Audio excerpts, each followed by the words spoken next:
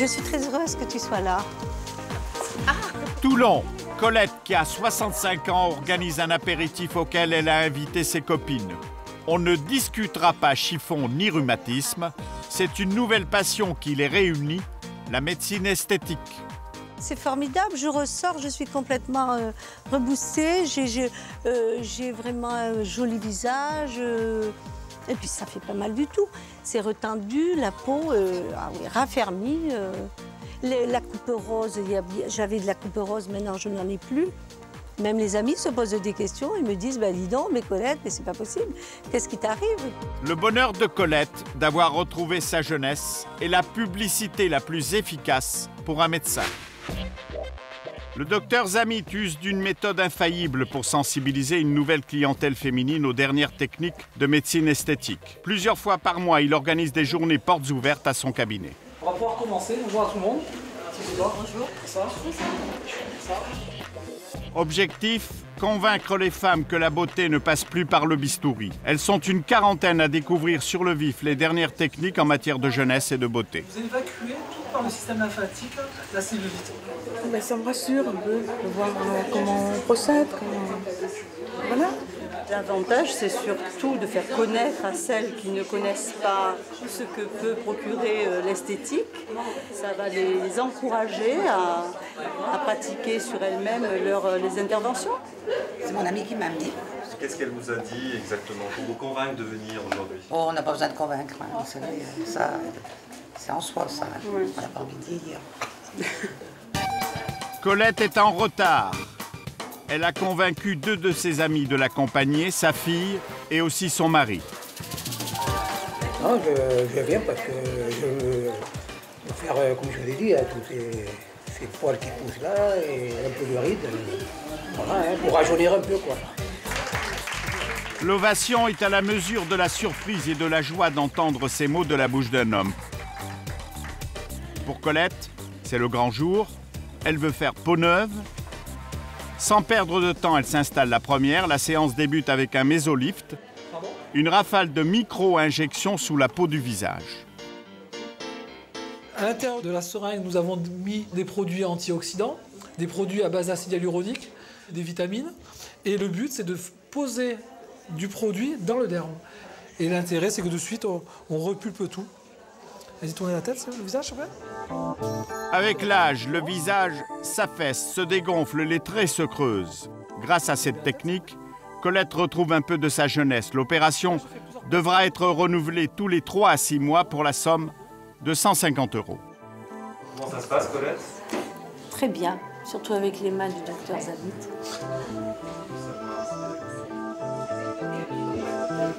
Je me sens mieux, je me sens... Les séances s'enchaînent, les patientes ont entre 20 et 25 ans. Leur but, brûler la cellulite, gommer les premières rides ou corriger le visage. Cette jeune fille juge sa lèvre supérieure trop mince qu'à cela ne tienne. Une dose d'acide hyaluronique et le tour est joué. Ensuite, je vais répartir le produit. Ça va? Ça va très bien. Ça Vous êtes contente alors? Oui, ça va. Vous voyez la différence vraiment? Oui, je vois la différence, oui. C'était ce que vous souhaitiez? Oui, je voulais pas quelque chose de... Je voulais pas une grosse bouche. Oui, pas trop pulpeux, genre Malibu, quoi. Hein. C'est très très beau. C'est de la sculpture. Vous-même, vous l'avez fait pour les lèvres? Oui. Et alors, vous êtes contente? Très. Ça a changé quelque chose? Ah oui. En fait, la première fois, c'est une patiente qui a demandé qu'elle soit assistée par sa mère et sa sœur. Et 2 personnes sont venues, et les 2 personnes qui ont assisté ont été vraiment très surprises, impressionnées. Et de là m'est venue l'idée de proposer à ma clientèle des démonstrations. Ce n'est pas un but de publicité, c'est vraiment de l'information typique, avec de montrer toutes les techniques et répondre aux questions de mes patientes. Ceci dit, vous avez des chances d'avoir des nouvelles clientes aujourd'hui, derrière vous. Soyons francs. Ce n'est que mieux. Cette information médicale d'un nouveau style peut surprendre. Réaction du professeur Morel, chef du plus important service de dermatologie en France, installé à l'hôpital Saint-Louis. Ce que j'en pense, c'est de la clientélisme, hein, c'est du clientélisme. Ni plus ni moins. Vous comprenez, normalement, le Conseil de l'Ordre doit mettre un certain holà à ce type de publicité. Un certain nombre de médecins, ils voient des clients, ils ne voient plus des patients. La prochaine patiente est angoissée. Dans quelques instants, elle subira une intervention.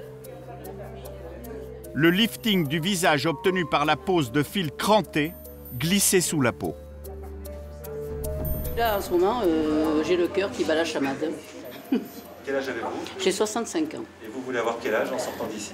Je pense que ce serait un petit peu prétentieux de dire 50 ans. Mais ça serait bien d'y arriver. Ça serait bien d'y arriver. Plus question de reculer, la plupart de ces femmes sont venues assister à la démonstration en direct. Donc je vais rentrer là et je vais sortir ici. Le but, c'est d'obtenir cet effet ici, d'effet tenseur. Hein. De suite, le résultat était spectaculaire et surtout, la personne ne sent absolument rien. Voilà. Alors, je vais Pour des raisons d'hygiène, l'opération aura lieu à huis clos. Le visage de la patiente est anesthésié. Le médecin introduit l'aiguille sous l'épiderme au bas du visage. Il la remonte jusqu'au niveau des tempes.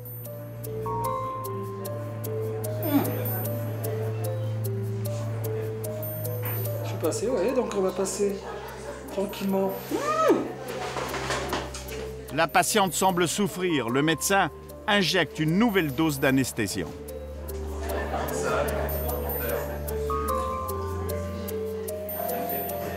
Et on va finir. On glisse le fil.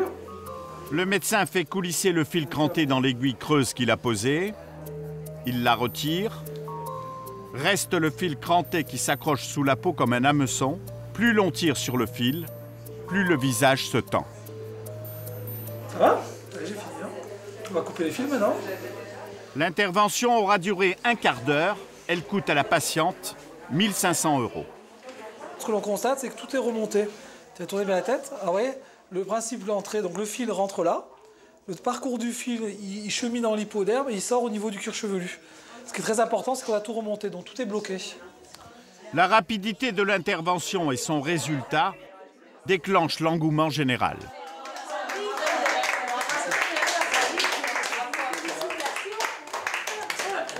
Et moi, je conseille à cette dame de faire comme moi aujourd'hui et de venir voir le docteur Zamy. Mais vous voyez une différence Ah oui, elle en avait besoin. 10 ans de moins, franchement. Oui. Ah oui, 10 ans de moins. Ouais. Regarde Arlette, franchement. Je vous le conseille. Oui, elle va venir, on va prendre rendez-vous. Arlette. Par rapport à ce que vous venez de voir, est-ce que des personnes ont été convaincues des techniques qu'ils ont vues? Complètement. Ceux qui sont convaincus lèvent la main pour vous montrer. Le cabinet du docteur Zamit n'est pas près de se vider. Cette médecine esthétique est-elle sans danger? Comment être sûr que les produits injectés ou les fils crantés glissés sous la peau n'ont pas d'effet secondaire? Réponse du professeur Morel. Concernant les fils crantés, c'est franchement, à mon avis, une technique un peu barbare. Hein. On vous fait un petit trou dans la joue, il y a un risque infectieux, et de toute façon, comme par définition le film est résorbable, l'effet ne va pas durer. Et donc vous allez partir sur quoi? Le refaire tous les 3 mois, tous les 6 mois, tous les ans? Jusqu'à quand? Que pense-t-il des injections d'acide hyaluronique? L'acide hyaluronique, c'est une bonne technique. Pourquoi? Pourquoi?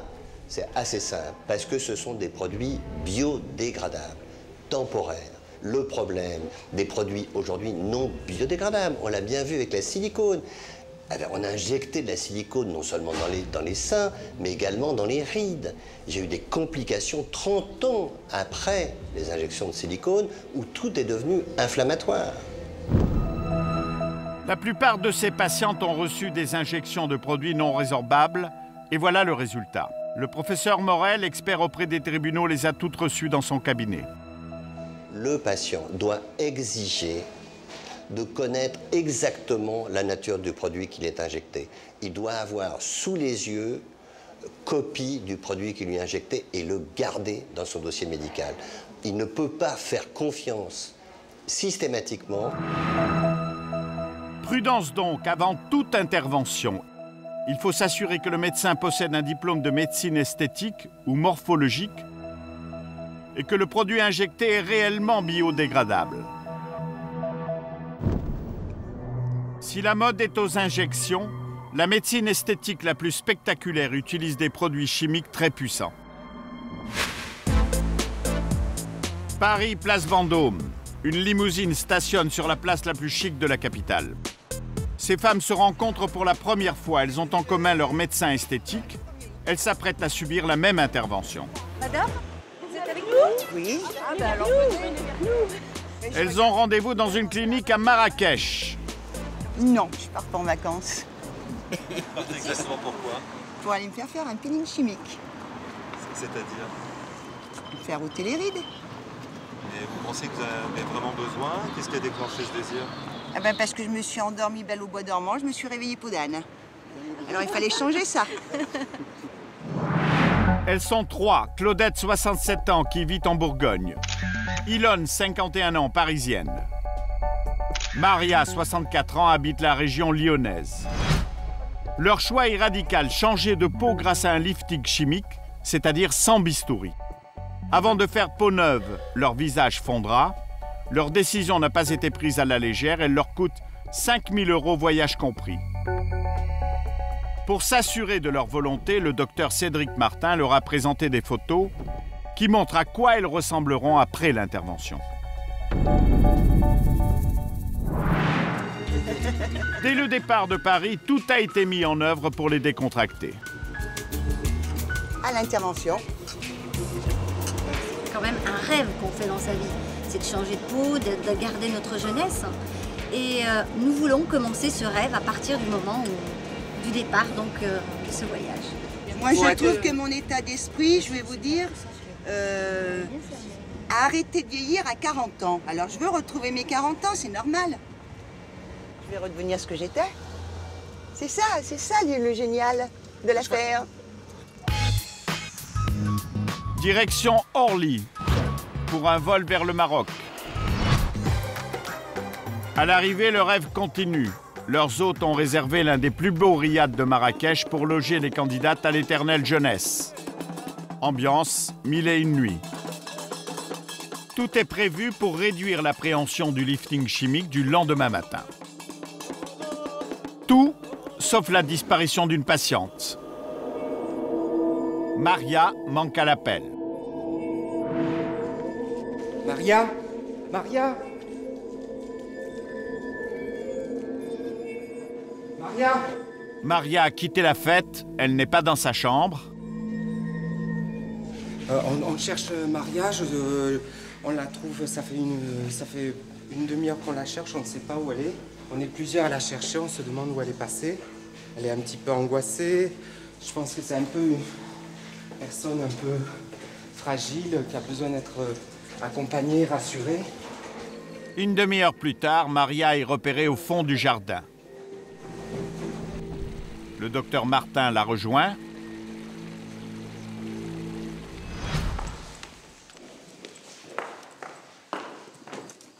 Maria voulait tout arrêter. Après réflexion, le désir de retrouver le visage d'une femme de 40 ans est le plus fort.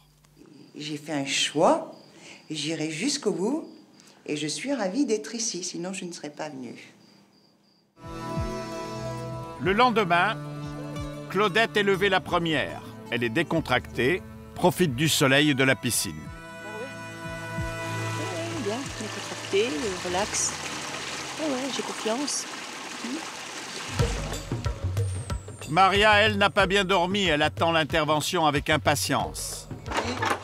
Fermez la porte au nez 2 secondes. Non, davantage. Avant de passer sur la table d'opération, elle jette un dernier coup d'œil sur le visage qu'elle refuse. Comment vous trouvez votre visage? Horrible. Si c'est ce que vous voulez entendre. Il n'y a pas que ça d'ailleurs que je trouve horrible. La seule chose que j'imagine, c'est que j'espère qu'après ça sera tout, c'est tout. Vous voyez comment votre visage dans... Bah, comme il était avant. Voilà, comme ça. Vous pourriez nous Oui, décrire? voilà. Ça vous va comme ça? C'est pas... À peu près? Dans le riad voisin, Christine, française installée depuis quelques années à Marrakech, a entendu parler de lifting chimique. Rassurée par la présence de 3 compatriotes, elle est aussi candidate. Je ne suis pas anxieuse, je suis curieuse. Mais pas anxieuse. Non, j'y crois. Je suis très contente en plus. Il y a longtemps que je réfléchissais et là j'ai sauté le pas et je suis très contente de ma décision. Donc voilà, on y est. Maria est toujours tendue. Hélène a perdu sa bonne humeur. Claudette prolonge sa nuit. À l'approche de la polyclinique, elle ne s'adresse plus la parole.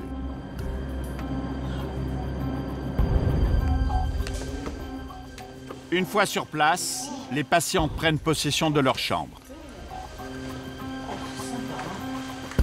Maria, toujours muette depuis le départ, s'isole dans la sienne.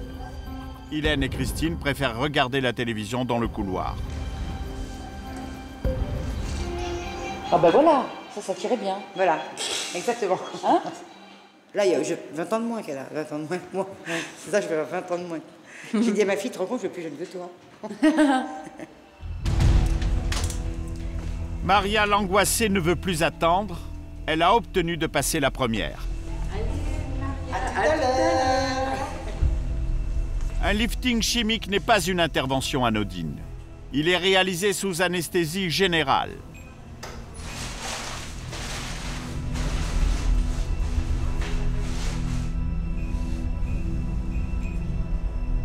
Les produits chimiques utilisés pour cette intervention sont dangereux.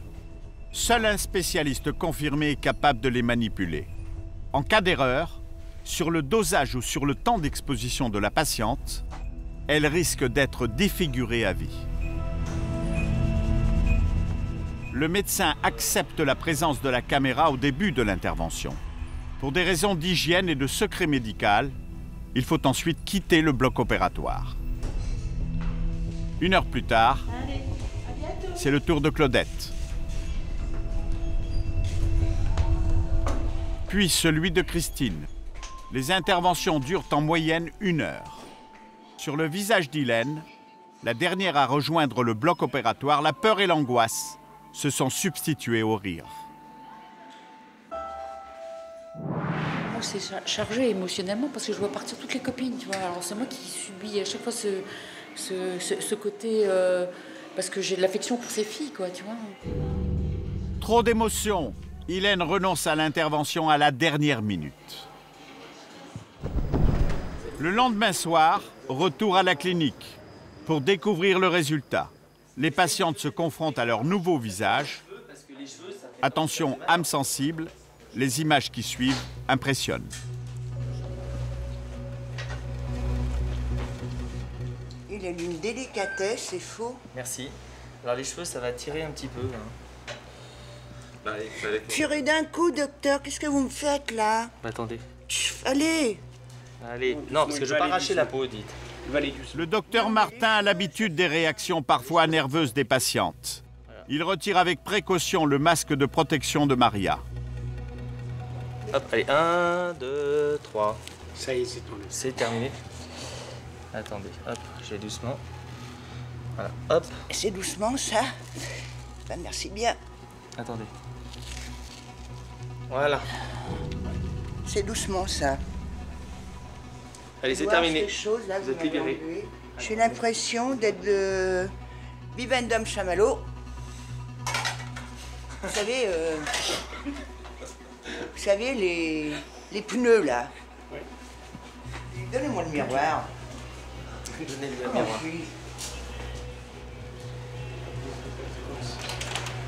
Je vais perdre connaissance, vous rigolez pas, non?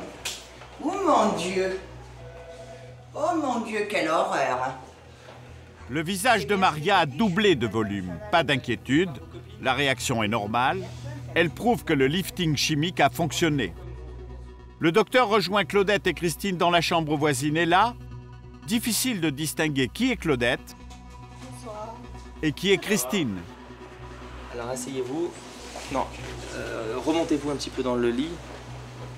Vous avez déjà vu votre visage? Non, pas encore. Pas encore? Oh ben j'y tiens pas, hein. Vous voulez pas voir votre visage? Oh non, non, j'ai le temps.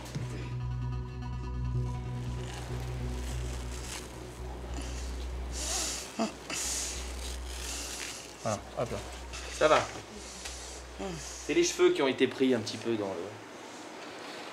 Voilà, il y aura un très beau résultat. Plus c'est gonflé, plus je suis content. Tout va très bien. Je suis content. Plus il y a de l'œdème, meilleur le résultat sera. Je crois que ce qui est important pour moi dans cet encadrement, c'est le confort du patient et la gentillesse des Marocains qui ont reçu nos malades. Vous avez souffert? Vous avez eu mal ou pas? Ça chauffe. Ça chauffe, hein. Et ça brûle pas, ça chauffe. Ouais. Voilà. Vous avez idée du visage que vous avez en ce moment ou pas? Du tout. Et vous imaginez même pas un instant le visage que vous pouvez avoir? Un boxeur peut-être, non? Un boxeur. Ouais. Là, on se demande si elle va retrouver son visage. Écoute, souvent ce qu'elles me disent, c'est déjà si je redeviens comme avant, ça sera pas mal. C'est encourageant, docteur. Mieux qu'avant. On se prépare pour le carnaval de Rio. Quoi? Le carnaval de Rio. Claudette et Christine gardent le sens de l'humour. Elles se soutiennent mutuellement. Le groupe a pour effet de maintenir à distance les angoisses. Maria rejoint d'ailleurs sa nouvelle tribu. Ça va? Oh, Maria! On est Maria. Oh, bah dis donc, elle est belle. Là, on est pareil, hein. Elle est belle, elle est toute bien remplie. Ah oui, là, pour être Hein? gonflée, je suis gonflée comme Oh, bah dis donc. Ça fait un sacré gonflage. Pour quitter la clinique, le port du voile est obligatoire. Ah, moi, je me couvre complètement la tête, hein. Je laisse même pas le jour passer. Comme ça, au moins, bien protégé. C'est bon. Si tout se passe bien, dans quelques semaines, Claudette, Maria et Christine n'auront pas un nouveau visage. Il correspondra à celui qu'elles avaient il y a une dizaine d'années. Pour l'instant, Christine redoute un regard, celui de son mari.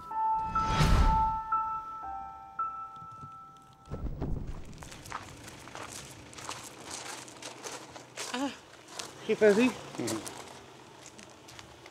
Il y a personne à la maison. Il y a personne à la maison? Si.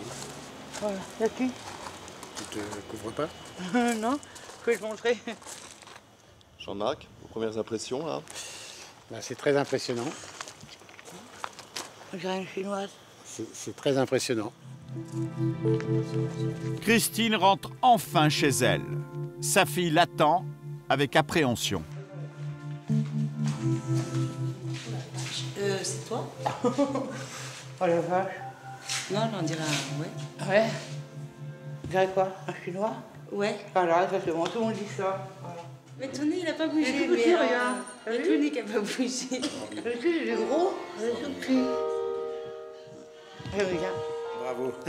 Après, je reste comme ça, quoi. Je suis tellement fier. Bravo. Pourquoi êtes-vous si fier?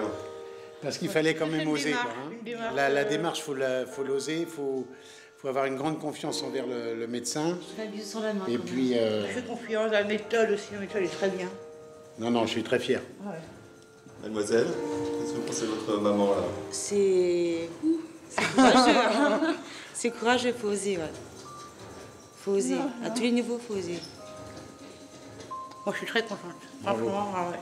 Bravo. Très contente. J'ai eu mal, mais c'est pas grave. Christine a bien mérité un peu de repos. Quelques semaines plus tard, place Vendôme, les candidates au rajeunissement ont rendez-vous dans un grand hôtel pour dévoiler leur nouveau visage. Casser le moral avec notre ancienne tête. Maria, Claudette et Christine sont méconnaissables. À nos retrouvailles. Je trinque avec madame. Une enveloppe est remise à chacune. De cette enveloppe ressurgit un passé qu'elles veulent effacer. Maria. Qu'est-ce que t'es belle? Non, je la connais pas. Tu la connais pas? Je te jure, j'ai envie de pleurer. Ta femme de ménage? Arrêtez, ça me donne j'ai le bourdon là. C'était ta femme de ménage, mais c'est ça. Je peux... Ça y est, moi, on a eu peur. Hein. Alors, je te jure que je regrette. Là, aujourd'hui, je ne regrette rien. Alors, si c'est à refaire tout de suite, j'y retourne. Je déteste la voir les souvenirs sous mes yeux. Alors ça, brûler. Ah oui, non. C'est à proscrire ce genre de choses. Maria ne verra plus cette image dans le miroir. Elle s'est endormie peau d'âne pour se réveiller Belle au bois dormant. Pour Claudette, les taches sur son visage ont disparu et elle a repris confiance en elle. Quant à Christine, encouragée par sa nouvelle apparence, elle décide de se mettre au régime. Maria se sent-elle mieux dans sa nouvelle peau? Oui. S'arrêtera-t-elle à ce stade? Il y a tout qui me dégoûte maintenant. Alors il faut refaire tout le reste. Qu'est-ce qui vous dégoûte? Tout ce qui est ridé. Tout ce qui est ridé, il faut y mettre lisse. La prochaine étape, ça sera les cuisses et puis les bras. Pour Maria et ses amis, le désir d'arrêter le temps est plus fort que tout. Ces femmes ne se sont-elles pas lancées dans une quête sans fin de l'éternelle jeunesse? Le docteur Lejade de la clinique Matignon est l'un des plus grands spécialistes de la beauté. Il a connu toutes les évolutions de la chirurgie esthétique. Il s'inquiète de cette quête effrénée. Je peux dire qu'on assiste à beaucoup de dérives parce que très souvent des précautions mercantiles sont mises en avant et on ne se préoccupe pas de l'intérêt premier du patient.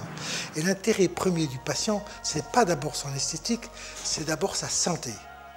Si la santé ne va pas bien, la beauté n'a aucun intérêt. Donc, s'occuper de la beauté, d'accord, mais profitant de ce demande de beauté pour s'occuper de la santé de l'individu. Los Angeles, Californie, la Mecque du paraître et de la beauté. Ici se créent les nouvelles tendances de la chirurgie esthétique. Cette année, la mode est au sexy et au glamour. Et les meilleures ambassadrices, ce ne sont plus les stars hollywoodiennes ni les mannequins anorexiques, mais les playmates. Au salon de l'érotisme, ces professionnels sont appréciés pour leur forme généreuse à base de silicone.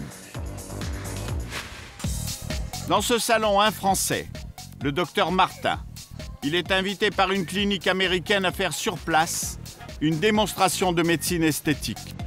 L'endroit n'est pas habituel pour un rendez-vous professionnel. Le médecin n'a pas l'air surpris. Regardez comment s'organisent les chirurgiens américains. Beverly Hills Physician.com. Ils ont carrément ici leur propre stand où ils exposent les prothèses mammaires et les interventions avant-après sur les photos. Ces cliniques ont retenu leur place 1 an à l'avance. Des implants mammaires dernière génération sont à gagner. Une loterie est organisée. J'essaye de gagner une opération de chirurgie plastique de 3 000 $. Ah d'accord. C'est très cher. Pourriez-vous m'expliquer la raison de votre présence? C'est une opération de marketing. Qu'est-ce que vous voulez dire par marketing? Nous cherchons une nouvelle clientèle. La présence d'une clinique est inédite dans ce genre de salon. Quelle est la relation entre les médecins et le monde de l'érotisme? La question restera sans réponse. Mais désolé, là, on arrête l'interview. Arrêtez de filmer. Le docteur Martin est très attendu. Sa réputation l'a précédé. Les playmates du salon veulent le rencontrer. Il opère sous un pseudonyme, le docteur X. Chacune d'entre elles veut être examinée par le médecin français. Vous êtes vraiment parfaite, mais si vous insistez, je peux éventuellement vous faire une injection dans les lèvres. Elles veulent être opérées par le docteur Martin parce qu'il appartient à la génération qui n'utilise pas le bistouri. Il a rendez-vous sur le stand d'une clinique esthétique pour une démonstration d'injection de produits dernière génération devant un public américain composé aussi de confrères. Il est prévu qu'on fasse des injections ici et qu'on démontre les méthodes françaises. Les stars du X, vous venez les rencontrer au salon, c'est une démarche commerciale. Je ne sais pas la différence entre une star du X, une princesse ou une chanteuse. J'aime faire d'une star du X une princesse et d'une princesse quelque part une star du X. Sur ce point de rencontre, vous avez la femme parfaite, la femme idéale. La femme idéale sur ce salon s'appelle Cassie. Elle est la nouvelle playmate de Larry Flynn. Moi, j'ai vu ce que vous avez fait à une de mes copines, c'est vachement bien. Qu'est-ce que vous pouvez faire pour moi? Non, vous êtes parfaite. À force d'insister, Cassie convainc le docteur X. Il l'entraîne à l'intérieur d'un cabinet mis à sa disposition. Waouh, c'est beau ici. Bon, puisque vous insistez, je peux vous refaire les pommettes. Vraiment? Vous voyez, avec les toutes dernières techniques, on peut injecter ici et obtenir des résultats très naturels et en plus c'est entièrement biodégradable. Vraiment? Mais oui, d'ailleurs on va le faire maintenant. Sûr? Oui, maintenant. Ok. Cassie n'a pas réellement besoin de corriger son visage. Pour son métier, être belle ne suffit plus. Il faut être presque parfaite. La substance qui lui sera injectée dans les pommettes les rendra plus saillantes en tendant la peau pour gommer la moindre ride. Après un léger démaquillage, l'intervention débute en plein salon. Le médecin injecte un produit qui durcira sous la peau. Ensuite, il le modèlera comme un sculpteur avec l'argile. C'est très joli là. Vraiment? Il est en train de me mentir. Docteur, c'est un endroit inhabituel, mais j'ai l'impression que vous faites ça très à l'aise. On est parfaitement bien installé ici, vous voyez, on a la chaise. On est aussi bien qu'au cabinet, je comprends les chirurgiens de Beverly Hills. Oui, enfin, avec tous ces gens autour, on n'est pas franchement dans des conditions d'hygiène idéales. Ça me dérange pas, je me mets dans ma bulle. Au cabinet, on a exactement la même hygiène. Vous sentez quelque chose là? Oh oui, un petit peu. Oh là, ça me fait mal. Le public n'est pas vraiment surpris. À Los Angeles, tout est possible et surtout tout est bon pour retarder les effets du vieillissement. Une dernière injection sur l'autre pommette, sous l'œil attentif du manager de l'actrice, et l'intervention s'achève. Ah là, c'est vraiment mieux. Son travail, c'est son image. Là, ça va l'aider à mieux travailler et gagner sa vie. Après, c'est seulement une injection tous les 3 ans. C'est vraiment un bon produit pour elle. Vous êtes vraiment contente? Oh oui, je suis vraiment trop contente, je suis belle. Ce qui m'intéresse là-dedans, c'est de démontrer qu'avec des techniques safer and less invasive, comme disent les Américains, plus sûres et moins invasives, on peut améliorer l'esthétique des femmes. Vous voyez, j'avais l'espace d'un instant oublié tout le salon, j'avais oublié le commerce. Il n'y a même pas de commerce puisque je lui ai fait cadeau de l'injection et que le prix du produit était même à ma charge. Mais j'aime tellement les femmes, j'aime tellement leur rendre service, j'aime tellement les rendre belles, que j'ai eu plaisir à lui faire ça et de lui démontrer avec force et conviction que les techniques françaises étaient magiques. Cassie est aux anges. Le docteur Martin sait que l'injection réussie sera sa meilleure publicité auprès des Américaines, même s'il se défend de toute démarche commerciale. Depuis quelques mois aux États-Unis, c'est la folie des injections. Le phénomène a débuté dans les années 80 par la découverte des propriétés de la toxine botulique, plus connue sous le nom de Botox.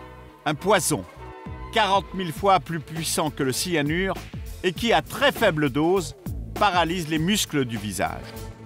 Depuis la découverte, le mot Botox est sur toutes les lèvres et sur tous les fronts. En 2006, en France, près de 50 000 femmes l'ont utilisé. La dernière révolution, ce sont les injections à base d'acide hyaluronique. Le produit rajeunit les patientes en temps réel et en quelques minutes, en regonflant leur visage. La dernière trouvaille, modifier sans intervention chirurgicale la forme du visage et là encore à l'aide de produits injectés. Banlieue chic de Los Angeles, le cabinet du docteur Rifkin, un médecin courtisé par tous les médias. Le docteur Alexander Rifkin va commencer son opération. Les chaînes de télé américaines ont diffusé sa technique révolutionnaire de rhinoplastie, sans bistouri. Le docteur rectifie la courbe de votre nez à l'aide d'une simple seringue. La médecine esthétique, aujourd'hui, c'est ce qu'il y a dans cette boîte. Vous voyez, c'est cette seringue, c'est ça le futur. Le succès de sa méthode est tel que des milliers de patients espèrent un rendez-vous.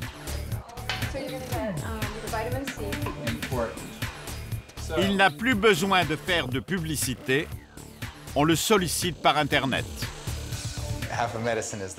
La moitié des médecins vous font un vrai cinéma avant de vous opérer. Ils vous font 2 petits pas de danse, les assistantes arrivent, ils en font trop. Moi, j'ai pas le temps pour ça. Je viens, je fais ce que j'ai à faire et c'est tout. Non. La salle d'opération du docteur Rifkin, pas de bloc pour opérer. Avant de rejoindre sa fiancée, ce jeune Mexicain souhaite une légère correction à la base de son nez. Ça devrait être sans douleur. J'ai un peu peur quand même, je suis angoissé. Mais ça va aller. Il n'y aura pas de problème, ça va aller vite et vous allez aimer le résultat. Le patient a peur. Le médecin lui a annoncé que l'intervention se fera sans anesthésie. Quelques glaçons en guise de produit antidouleur. Allez, c'est parti. Attention, je vais vous faire une petite injection. Voilà. Bien. Comment ça va pour vous? Je ne sens rien. Le produit que j'utilise est à base de calcium. Il va se mélanger avec la peau et ils ne feront plus qu'un. Ce produit est très sûr. Nous savons que ça n'a aucun effet secondaire. L'intervention a duré moins de 10 minutes. Reste à connaître la réaction du patient. Tenez. Vous voyez, le nez est mieux défini. Oui, c'est bien. Vous n'avez pas l'air satisfait. Si, ça me plaît, faut que je m'habitue. Allez, mettez-vous là. Nous allons faire une photo. Avec le bistouri, l'intervention aurait coûté 3 000 €. Le jeune homme a échappé à l'anesthésie générale. L'injection lui aura coûté 400 €. Le résultat est discret et le patient est content. Ce nez a été modifié de la même manière en quelques minutes. Moi, je voudrais remplacer la chirurgie. À chaque fois que vous faites une anesthésie, vous risquez de mourir. Pourquoi risquer sa vie quand on n'y est pas obligé? Le business du docteur Rifkin est florissant. En Californie, n'importe quel médecin exerce ce genre de médecine esthétique, sans diplôme donc, sans garantie sur les méthodes, ni sur les produits injectés, ni sur leurs effets secondaires. La course à la beauté est telle que certaines femmes sont prêtes à prendre tous les risques pour ne pas vieillir. Pour le professeur Morel, la beauté est devenue une obligation. Moi, je crois que ce n'est pas une démocratisation de la beauté, je pense que c'est une dictature de la beauté. On voit bien que les médias, notamment la presse féminine, ont comme langage, non seulement vous pouvez améliorer votre esthétique, mais aujourd'hui, vous devez améliorer votre esthétique. Pas une femme n'échappe à la dictature de la beauté. Les crèmes anti-rides sont devenues le produit cosmétique le plus vendu dans le monde. En 2006, les Américains ont dépensé plus d'1 milliard $ en crème de jouvence. Sont-elles vraiment efficaces?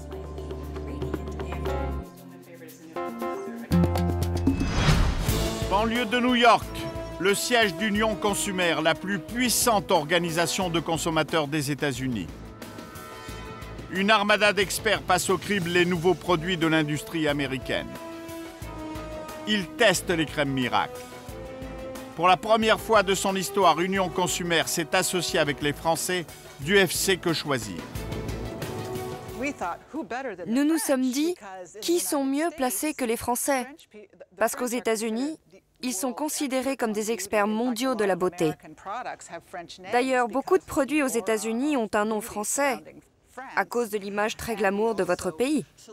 C'est UFC Que Choisir qui a sélectionné un laboratoire d'analyse allemand très performant.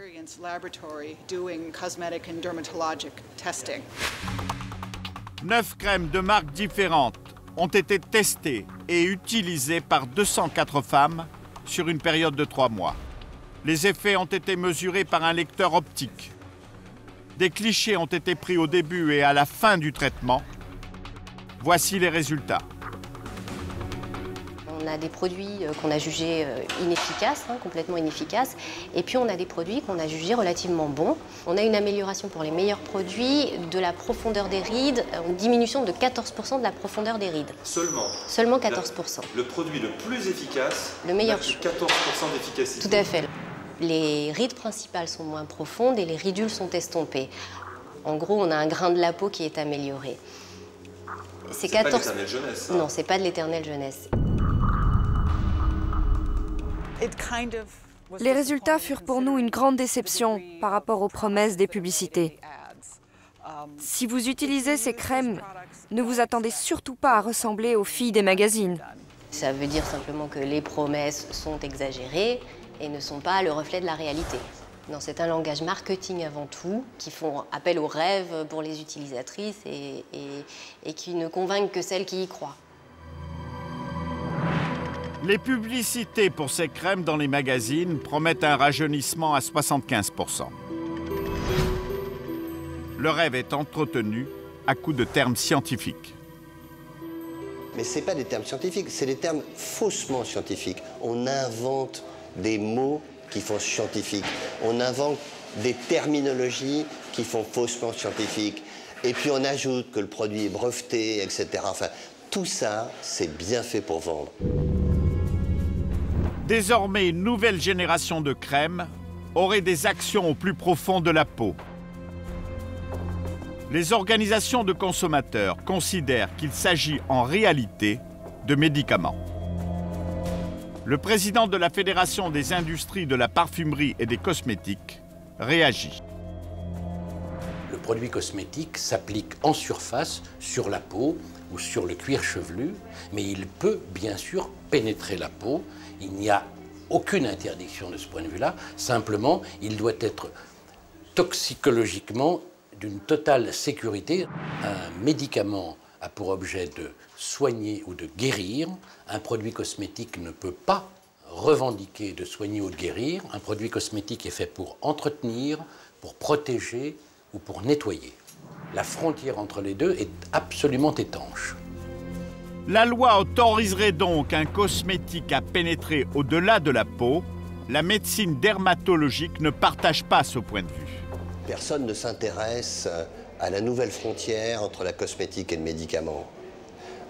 Il est clair que ces produits cosmétiques qui vont incorporer des actifs, des enzymes, etc., vont devenir des médicaments. Mais pour l'instant, le marché est tellement lucratif dans le supermarché, la parfumerie et tout, que les industriels n'ont pas du tout envie de passer par les fourches caudines du médicament. Si le ministère, l'AFSAMS, l'Autorité pour la santé, ne fait pas attention à cette cosmétique moderne, eh bien, on va vers des dérives dangereuses. Lesquelles? Eh bien, d'utiliser des actifs dangereux. Dans la course contre le vieillissement, la recherche dans l'industrie chimique ne cesse de progresser. Elle propose des méthodes de plus en plus radicales. L'une des pistes explorées pour le rajeunissement est celle des traitements hormonaux, tantôt réputés efficaces, tantôt considérés comme dangereux pour la santé. Il y a un an, après plusieurs opérations esthétiques, Bernard, 55 ans, n'est toujours pas satisfait. Bonjour, comment tu vas? Très bien, merci. Il découvre un moyen plus radical pour retrouver la forme d'un homme de 30 ans, les hormones. Il a rendez-vous chez le docteur Claude Dalle, spécialiste de la médecine anti-âge. Il enseigne à l'université Paris 5 et Paris 13. 2 fois par an, ce médecin établit le bilan complet de son patient. J'ai perdu 3 à 4 kilos à peu près. Ah, c'est très bien. Et tout ça en 2 mois. Vous avez dû remplacer en muscle. Quand vous commencez à avoir des baisses, des déficiences en hormones, automatiquement votre comportement physique et votre comportement mental et votre sommeil vont être perturbés. Quand vous rattrapez ces déficiences modérément, vous rattrapez également le comportement physique, le comportement moral, la qualité du sommeil, la qualité de vie, etc. Tu bois de plus, rien. Bernard, ancien haltérophile, souhaite retrouver sa musculature et son tonus. On va revoir la qualité de tes muscles. Ouais, je crois qu'ils sont bien améliorés. Ah oui, ils sont bien fermes. Ah ouais, t'as largement récupéré même. Hein. C'est impeccable. Ouais, t'as bien récupéré. C'est pas d'exercice, rien du tout. T'as une peau qui est bien colorée, qui est pas jaune, qui est belle. Ouais, tes ongles sont bien durs, en bon état. T'es en grande forme. Non, tu me sembles vraiment très bien. Il a la pêche. Il a même retrouvé les sensations d'un homme plus jeune. Maintenant, j'ai envie de m'amuser, j'ai envie de vivre, j'ai envie de faire des choses que je faisais quand j'avais 25-30 ans. Alors qu'à ma grande surprise, j'ai eu cette impression-là. J'ai senti du désir qui n'était plus là avant, qui commençait à venir à s'affaiblir. Disons que une très jolie fille pouvait passer dans la rue, je disais oui, elle est pas mal, mais sans pour autant, j'aurais pas fait le nécessaire pour aller la séduire. Parce que c'était trop demandé, ça me fatiguait, ça valait pas le coup. Alors que maintenant, je ressens plus d'envie pour ce genre de choses. Vous avez retrouvé des performances sexuelles Très bien, comme quand j'avais 25 ans. Voilà. Il est beaucoup mieux qu'il y a 10 ans. Voilà. Et moral et physique. Cette nouvelle jeunesse nécessite un régime très contraignant. Un petit peu de testostérone, un petit peu de DHEA, un petit peu d'hormones de croissance, un petit peu de cortisol, un petit peu de thyroxine là, et puis des vitamines, des sels minéraux, des oligo-éléments, et puis des acides aminés aussi, je pense. Aussi. Bon, des fois quand on n'en mangerait pas assez dans la journée. Dans cette liste, une hormone attire l'attention, l'hormone de croissance. Elle ralentirait le vieillissement. En France, elle ne peut être prescrite que pour des cas très rares. L'Agence française de sécurité sanitaire des produits de santé conseille la prudence pour l'utilisation de cette hormone.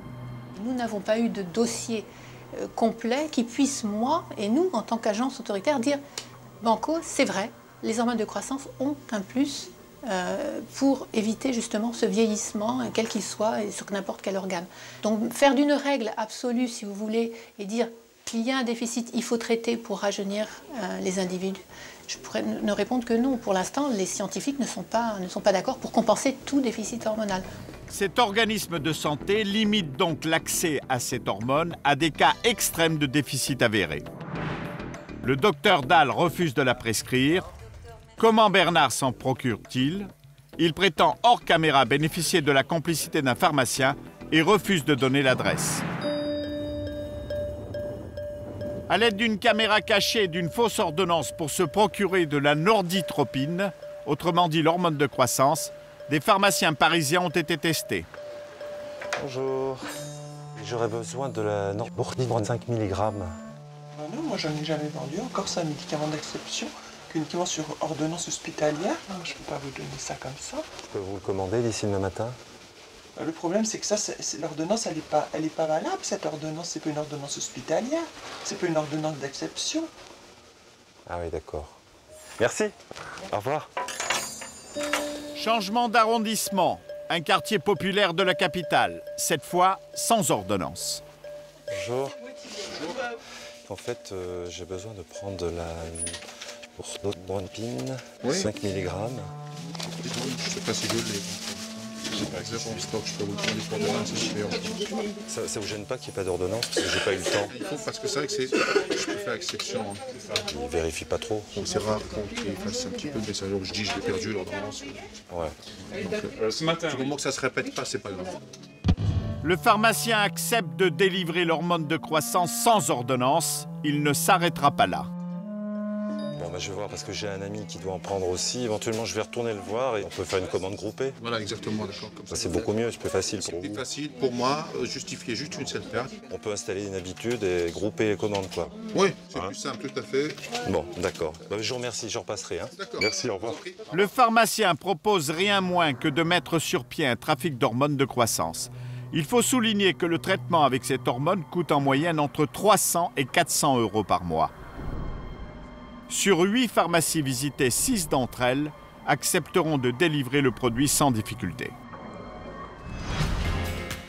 En Europe, un pays voisin de la France autorise les médecins à prescrire de l'hormone de croissance. Bruxelles, en Belgique. Ici, pas de problème pour se procurer l'hormone de croissance. Bonjour, s'il vous plaît. Merci beaucoup. Qu'est-ce que vous êtes venu chercher en pharmacie de la... c'est-à-dire l'hormone de croissance. Vous prenez l'hormone de croissance? Tout à fait. Depuis combien de temps? 7 ans. Et pourquoi? Écoutez, pour rester en forme et ne pas vieillir trop vite, voilà. Et là, aujourd'hui, si on vous dit il faut arrêter les traitements, c'est dangereux pour votre santé Je ne le ferai pas parce que je préfère vivre moins longtemps et bien que de vivre plus longtemps en mauvaise forme. Ça, c'est une question de choix. Introduire l'hormone de croissance en France coûte jusqu'à 3 ans d'emprisonnement. Alors pourquoi est-elle prescrite librement en Belgique ?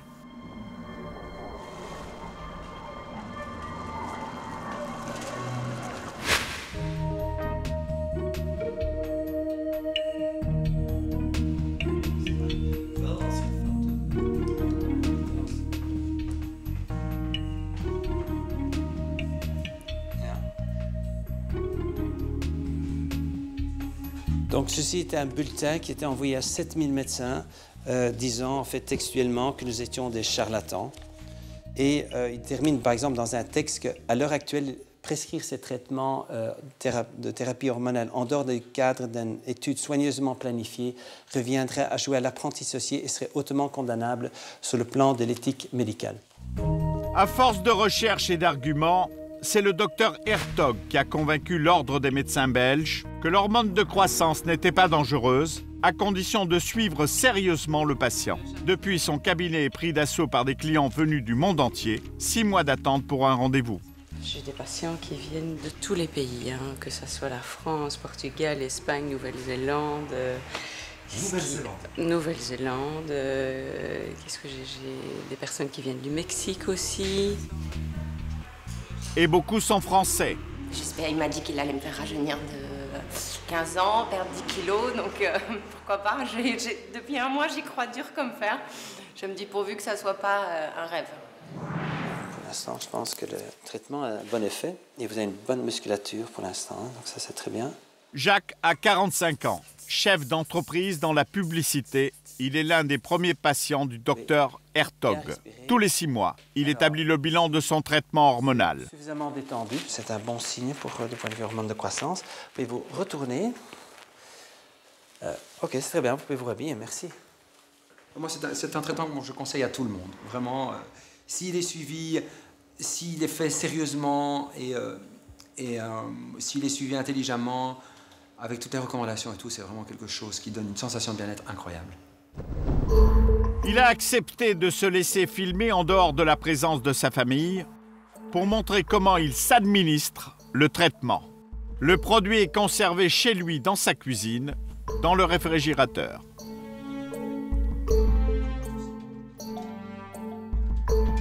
C'est une petite bouteille et une seringue. Donc vous prenez des doses qui sont très minimes, qui sont de 20 mg. Jacques accepte de s'injecter les hormones de croissance en présence de la caméra. Faites ça. Puis voilà, vous pincez. Et vous l'envoyez. Ce problème est réglé. Cette injection, il la pratique chaque soir. L'hormone de croissance agit pendant la nuit. Ce simple geste procure une réelle sensation de bien-être. Vous êtes boosté, je veux dire, ça se fait progressivement, mais vous êtes bien dans votre tête, bien dans votre corps, vous êtes balèze, plein d'assurance. Justement, au niveau de la libido, est-ce qu'il y a un petit changement? Extraordinaire. Extraordinaire. Je veux dire, vous avez l'impression d'être un gars de 30 ans avec l'expérience en plus, donc je vous laisse deviner le reste. Qu'est-ce que disent vos amis? Je suis à la masse. Carrément. Ouais, simplement cinglé. Il n'y a rien d'autre à dire. Hein. Ils vous prennent pour un fou en disant « mais tu es fou, hormone de croissance, mon ami ». Mais bon, je pense que les gens se trompent, ils ne connaissent pas. Donc voilà, moi tout ce que je peux dire, c'est que je suis super contrôlé et que je suis en pleine forme. Voilà. Et ce n'est pas fini. Pour être au meilleur de sa forme, Bernard ingère d'autres médicaments chaque jour. De l'hydrocortisone, de la fluo, de la DHEA, mon gel d'hormones, la testostérone et de la rothéroïde. Vous en parlez à vos enfants? Non, je n'en parle pas. Non, je parle jeune. Ils savent que je prends des médicaments le matin. C'est les. Dis pas, papa, t'es malade? Non, pas encore. Non. Ça va peut-être venir. Donc, mais mon chien n'en prend pas. Les hormones de croissance, vous voyez, il est resté tout petit. Pour ce traitement, Jacques débourse environ 500 € par mois. Le docteur Hertog assimile l'hormone de croissance à l'hormone de jouvence. C'est de toutes les hormones, celle dont on a le plus d'études qui montrent une certaine inversion du vieillissement.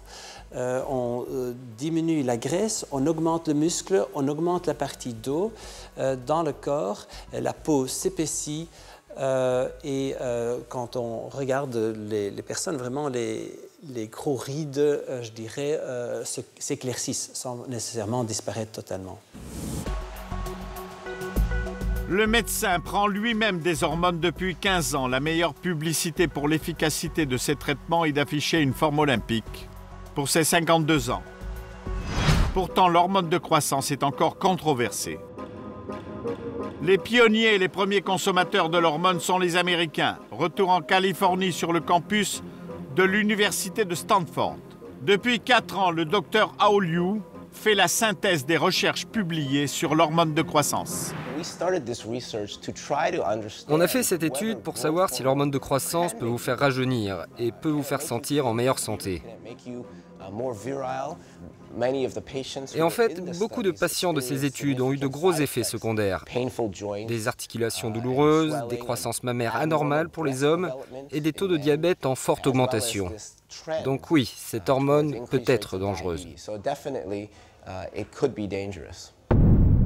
Le docteur Hertog a étudié les conclusions scientifiques du chercheur américain.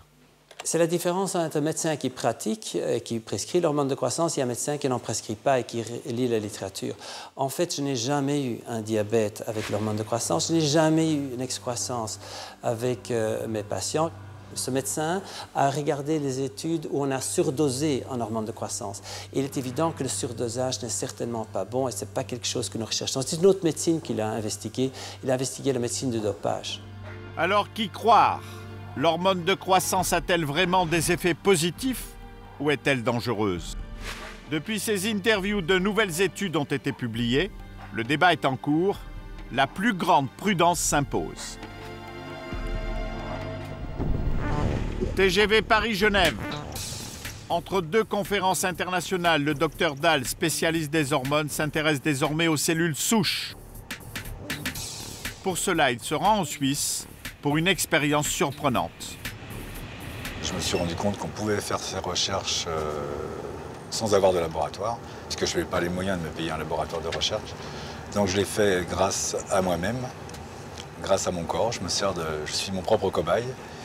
Et c'est pour ça que je me rends chez un ami en Suisse qui également est dans cette position de recherche pour faire un test sur mon propre corps pour stimuler mes cellules souches. Des cellules souches, tous les corps humains en contiennent. Elles ont la faculté de réparer les organes malades. Elles représentent l'une des voies les plus prometteuses de la recherche sur les maladies liées au vieillissement. Les expériences sur les cellules souches auxquelles se livre le docteur Dahl sont interdites en France, mais autorisé en Suisse. Le médecin a rendez-vous chez le docteur Frey, spécialiste de la médecine sportive à haut niveau et du vieillissement. L'expérience débute par une prise de sang. Il est ensuite centrifugé dans cette machine pour récupérer les plaquettes de sang du patient que l'on réinjecte dans son corps. Une technique pour stimuler ses propres cellules souches.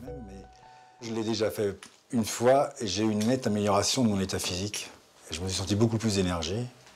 Et je réitère aujourd'hui sur ma peau, au niveau de mon énergie, j'ai senti une amélioration très nettement pendant 2 ou 3 mois. Et apparemment, au niveau des cheveux, j'ai eu une amélioration de la qualité des cheveux et surtout de la teinte des cheveux. C'est la deuxième expérience de ce genre pratiquée par le docteur Dahl. Ouais, tu me rends une grosse pièce comme ça, quoi. Et je voudrais faire le bras. C'est une peau qui contient de la graisse, et la graisse contient les cellules souches. De même que le cuir chevelu, le bulbe du cheveu contient des cellules souches aussi. Je pense que l'homme a une capacité d'auto-réparation. Il a en lui les capacités de se réparer partiellement. On a dans certains organes déjà des cellules qui sont prêtes à nous réparer, qui d'ailleurs nous réparent en partie tout au long de notre vie. Mais on peut continuer cette réparation. On peut la prolonger par les stimulations. C'est ce qu'on cherche à faire ici. Être cobaye a un prix. Ça fait mal. Arrête, ça fait mal.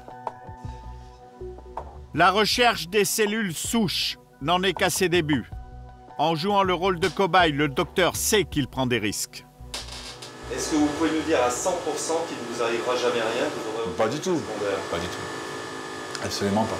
Donc en fait, vous savez que vous prenez des risques. Mais quand vous traversez la rue, il y a un risque.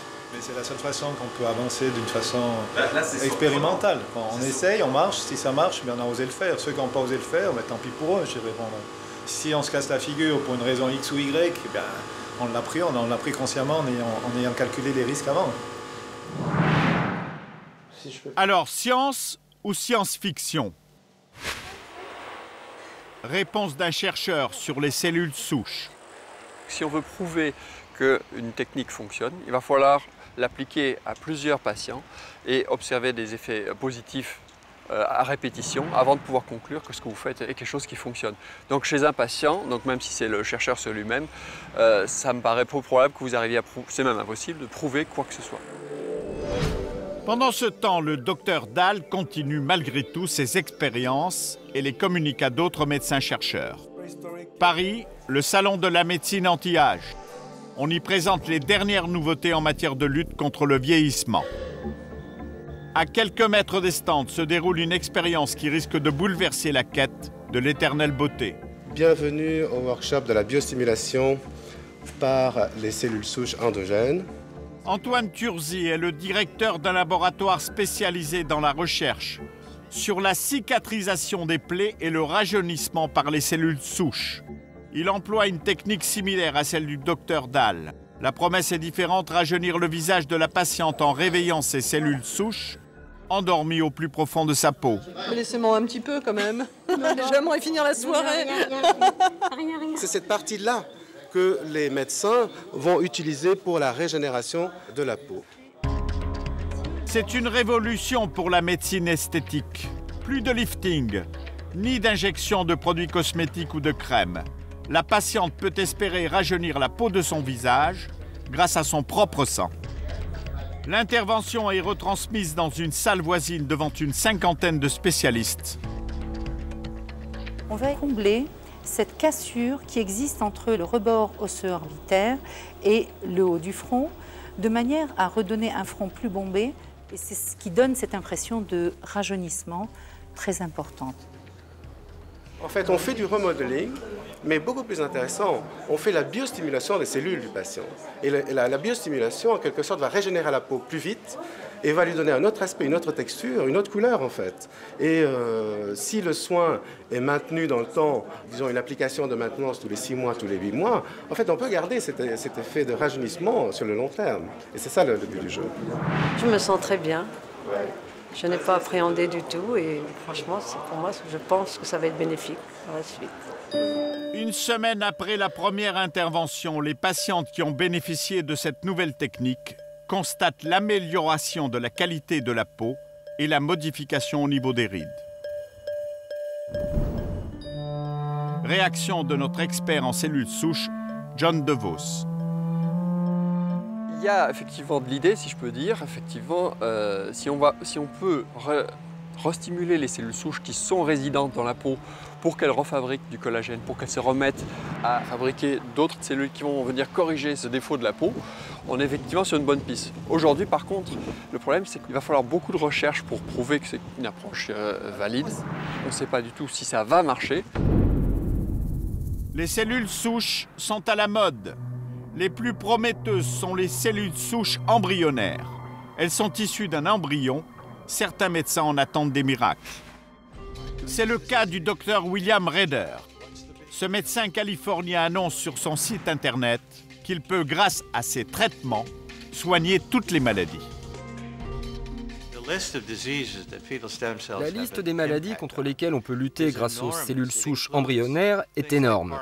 La maladie de Parkinson, les scléroses multiples et même bien d'autres maladies neurodégénératives. Une clinique luxueuse à Malibu, près de Los Angeles. Le médecin reçoit les candidats à l'éternelle jeunesse. 1 millier de patients auraient défilé dans ce bunker. Il faudrait le rencontrer pour en savoir plus. J'aimerais parler au docteur Rader, s'il vous plaît. Le docteur n'est pas disponible pour le moment. Oui? Il peut vous rappeler dès qu'il sera là? Oui, mais dites-moi, combien coûte le traitement qui permet de rajeunir? Le traitement vous coûtera 30 000. 30 000 $? Oui, c'est ça. Est-ce que ça marche vraiment? Je connais beaucoup de gens qui l'ont fait et oui, ils se sentent vraiment mieux. Ils sentent une vraie différence? Enfin, je veux dire, ils se sentent vraiment plus jeunes? Oui. Est-ce qu'il est possible d'avoir un rendez-vous avec le docteur Rader? Non, le docteur n'est pas disponible actuellement. Dernière tentative pour obtenir un entretien. Cette extrême discrétion est lourde de questions.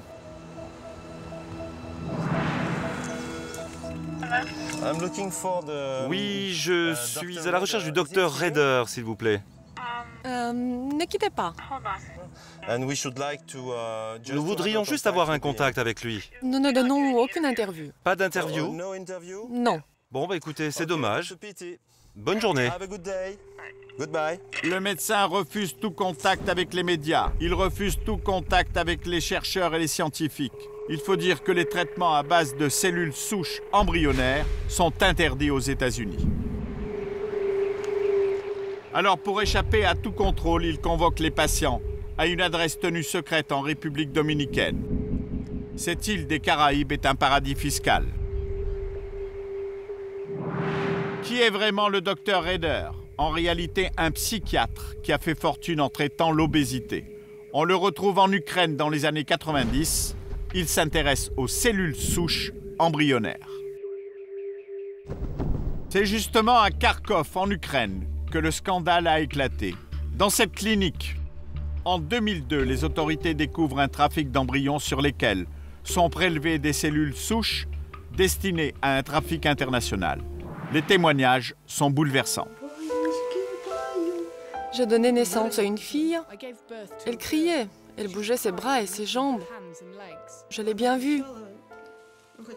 Puis on me l'a enlevée. Je ne l'ai plus jamais revue. On m'a donné 3 explications différentes.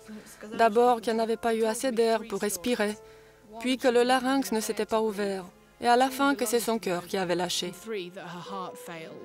Dans ce cimetière, les autorités ont exhumé près d'une trentaine d'embryons victimes de ce commerce. Le trafic a-t-il pour autant disparu?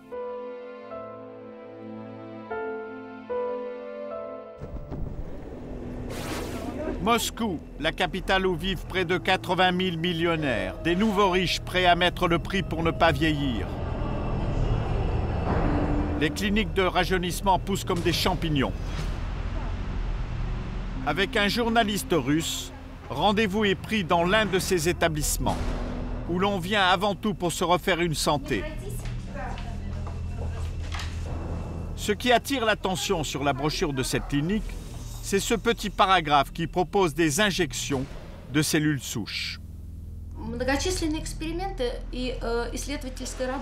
De nombreuses expériences et des travaux de recherche qui ont lieu dans notre pays apportent la conclusion que la meilleure revitalisation est sans conteste fournie par des cellules de la moelle épinière, des cellules souches. Le médecin évite d'en parler. Or, à Moscou, des femmes parmi les plus démunies se font avorter, croyant donner leur embryon à la science. Voici un témoignage troublant recueilli dans la banlieue de Moscou. Pour aider sa famille, Julia est call girl. Elle parle pour la première fois de son avortement. Le gynécologue lui a demandé de faire don de son embryon à la science en échange de $200. C'est après l'avortement que j'ai réalisé mon acte. J'ai essayé de me souvenir ce que j'avais signé, la conversation que j'avais eue avec le médecin, son comportement, alors j'ai senti le mensonge. Et je me suis dit que quelque chose était louche. Question au médecin de la clinique. Un gynécologue a-t-il le droit de récupérer un embryon pour en extraire ses cellules souches? Oui, oui. Oui. Les gynécologues officiellement ont le droit de prélever les embryons. Si le matériel qui provient de l'embryon avorté permet de récupérer des cellules souches qui vont améliorer la santé et peut prolonger la vie, pourquoi pas? Je suis persuadée qu'on m'a volé mon embryon. Pour preuve, quand j'ai voulu faire une enquête, je suis retournée voir ce médecin à la clinique et on m'a immédiatement mise à la porte. Et les détails, je les ai appris par un ami parfaitement au courant de ce trafic. Quelle est l'ampleur de ce trafic? Difficile de le savoir. À Moscou, l'argent est roi et les lois sont floues. Ce qui n'est pas interdit est autorisé. En attendant, Julia a vécu un véritable traumatisme. Se sentir une âme en peine à cause de mon avortement, c'est une chose. Mais réaliser en plus que ton embryon a été découpé en morceaux pour récupérer ces cellules souches destinées à des femmes richissimes qui veulent s'embellir et rajeunir, c'est atroce.